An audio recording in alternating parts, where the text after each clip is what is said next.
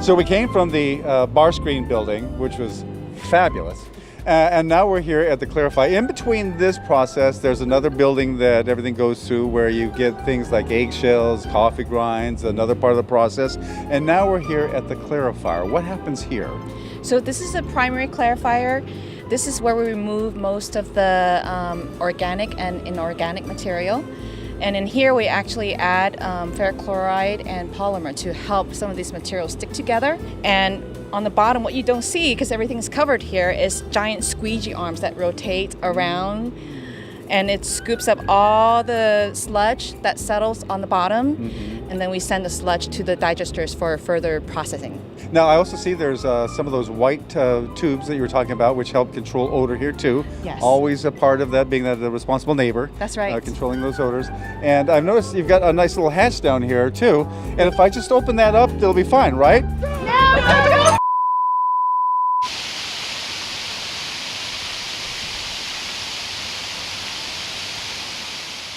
Well, I got to tell you, the view from up here is outstanding. This is beautiful. Tell our viewers where we are, Eros. We are on top of the trickling filters. Wow, this is a massive structure, and there's two structures side by side doing the same thing. And we see that the windshield wiper type thing going around us right now. What is that called? They are distributors. So distributors. Yeah, they distribute the primary effluent from the primary clarifiers that we were on. Effluent. On top, effluent on top of the trickling filters. Okay, what is an effluent? It's just something that comes out of the process. Okay, all right. So this is another step in the whole filtration process here, and it's designed a little bit differently. I love, if we can see behind us, the filtration system here, sort of a honeycomb pattern. That's right. So this is a biological system. So the microorganisms take in oxygen, and it also takes in the organic material in the wastewater, and it becomes, it forms a film-like material onto all the surface areas that they can find. And then over time, this film becomes thicker and thicker, and eventually it sloughs off, and it goes to the downstream process. Okay, and just another step in the whole process over here. Fascinating. And I love the fact that it came up, because it wasn't always a honeycomb pattern, was it? No, in the old days they used to use rocks, and they would really use rocks. Yeah, and then so the trickling filters would have to be really, built to be very robust to be able to hold all that weight. Right. And this is a lot more efficient because you have a lot more surface area. Right, well, you guys have 3 Angel stadiums of water flooding in here every day. And there's still probably things yet to come that you're going to come up with, Eros, of ways that are more efficient coming forward. Maybe our children. I don't know.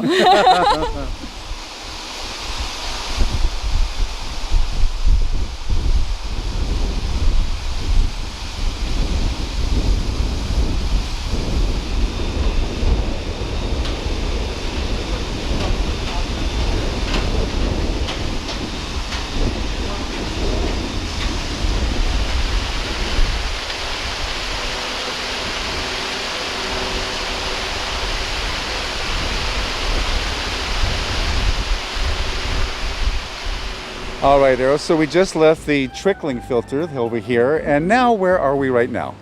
We're on top of the secondary clarifiers. Okay, and it's beautiful. It seems like it's a bird sanctuary here. There's all kinds of ducks swimming around. I saw seagulls around in here, and it wasn't necessarily designed that way, right? It's just a byproduct. It's a byproduct. They probably just fly by and they see, hey, look, a big pool of water.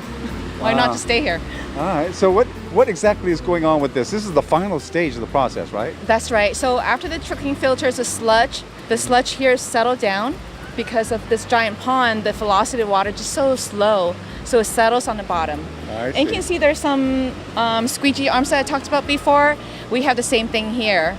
And so there are squeegee arms that rotate around the clarifier, and it pushes the sludge on the bottom to a sump. And I see a sign that says the sludge and scum pump station, right? That's right. Next door to us. Yeah. Okay. So after this process, the sludge gets pumped to the digesters. And the digesters, you can imagine the digesters as big crock pots. It sits there for about 3 weeks at 98 degrees. All the pathogens is broken down, so the sludge turns into biosolids. Oh, okay. Interesting. All right. and those biosolids are then used for other purposes. For composting and fertilizing. Right. Repurposing. I mean, that's really, that should be the motto of what you guys do, to repurpose everything you have. That's right. So you are the third largest Wastewater treatment facility west of the Mississippi. That's right. Try saying that at home. So you're the third largest treatment facility west of the Mississippi, but you are number one when it comes to what? So we've been recycling. We actually recycle about 100 million gallons of water a day. Wow. Yeah. And in fact, we just broke the world record the for world that. record for that. You That's had right. an event back on February 16th that celebrate all of that. That's right. So what's going on ahead? There's still a lot of growth yet to come, right? We have growth, but really what we're struggling with is actually maintaining our aging facility.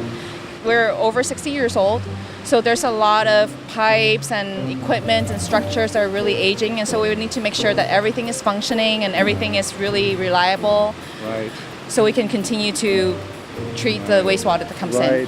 There's some facilities around the country who really haven't necessarily taken that into consideration.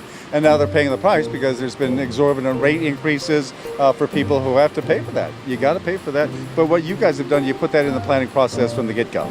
That's right. We're planning out 20 years in advance. So what does this cost a person living here? The annual citizen, it costs $1 a day. Less than $1 a day. Less than $1 a day to pay for all of this.